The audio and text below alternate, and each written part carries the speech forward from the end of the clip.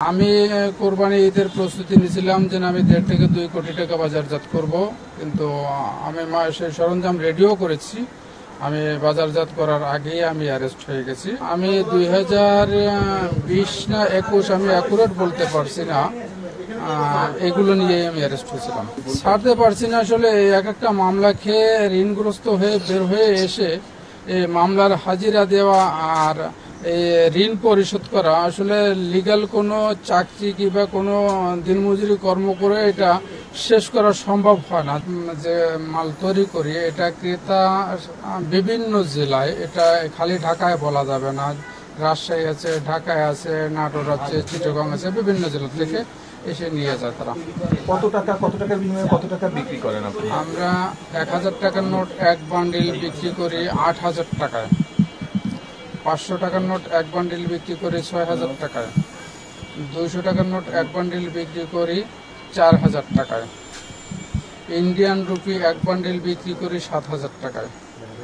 মানে এই টাকাগুলো ওই আপনার কাস্টমার লেভেল পর্যন্ত পৌঁছায় কিভাবে? না, এটা আসলে আমি পাইকারি রেট যেটা আমি বিক্রি করি, আমার কাছ থেকে যারা কিনে নেয় তারা নিয়ে কিভাবে বাজারজাত করে এটা সম্পর্কে আমি ধারণা দিতে পারবো না, কারণ আমার হাত পর্যন্ত আমি বলতে পারবো, তার পরের হাত কিভাবে কি হচ্ছে এটা আমি কিভাবে ধারণা দেবো।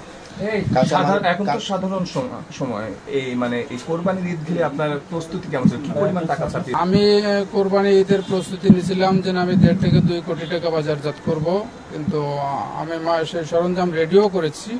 আমি বাজারজাত করার আগেই আমি অ্যারেস্ট হয়ে গেছি। এটা দেখতে পারবেন আমার কাছে রেডি আছে 1.5 কোটি টাকার কাছাকাছি আনুমানিক। কোনো নাগুনের কি অ্যাকুরেট বলতে পারবো না।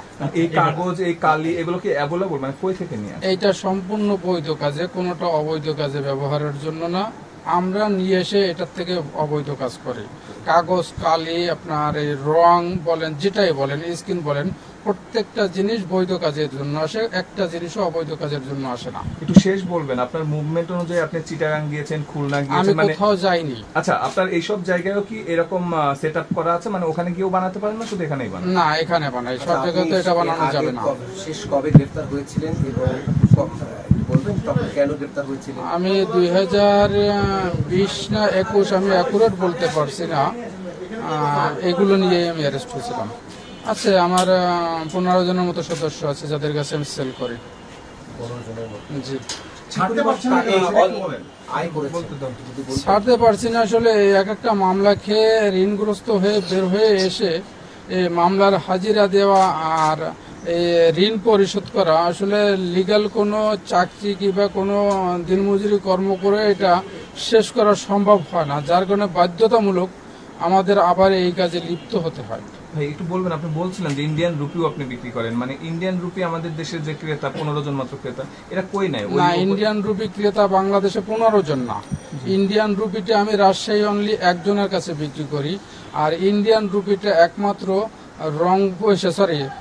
রাজশাহী সোনা মসজিদ এই সীমান্ত এলাকার থেকে যায়, অন্য কোনো বর্ডার থেকে আমার জানা সত্ত্বে যায় না। সব যা আমি শুরু করার পর থেকে যত মালই আমি বিক্রি করছি রাজশাহীর মানুষের কাছে, এবং তারা এসে নিয়ে যায়, তারা সোনা মসজিদের ওদিক থেকে আপনার ইন্ডিয়া পাচ্ছে। আপনি 1000 টাকার নোট মানে কি রেটে বিক্রি করেন? একটু টাকার অ্যামাউন্টগুলো বলবেন? এটা একবার বলছি। আচ্ছা, একটু দেখান। সব রকমের মুদ্রাই বানায়। আগে সে 500 1000 টাকা নোট বানাতো, এখন সে 200 টাকা নোট বানাতে থাকে, এমনকি জাল রুপিও সে কিছু কিছু বানায়। তো সে যেটা বলেছে, এখন থেকে 5 বছর আগেও সে 6000 7000 টাকা এগুলো বিক্রি করতে, এখন কালির দাম বেড়েছে, সবকিছুর দাম বেড়েছে, সে এগুলো আরো বেশি দামে বিক্রি করে থাকে।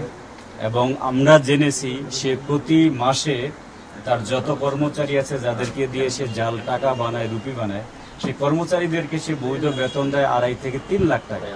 তাহলে সে কি পরিমাণ টাকা লাভ করে? সে এইখানে আমরা তারই এক মহিলাকে গ্রেপ্তার করেছি, সে কয়দিন আগে 10 দিন আগে তার কাছ থেকে 50 লাখ টাকা 50টা বান্ডেল নিয়ে আসে বিভিন্ন মানে। তার মানে সে অনেক বড় ভলিউমে এই কাজগুলো করে থাকে ঢাকা এবং ঢাকার বাইরে। আমরা সেই জিনিসগুলো দেখতে যাচ্ছি, আপনাদেরকে নিয়ে সার্চ করি, আরো কথাবার্তা বলি। ঠিক আছে।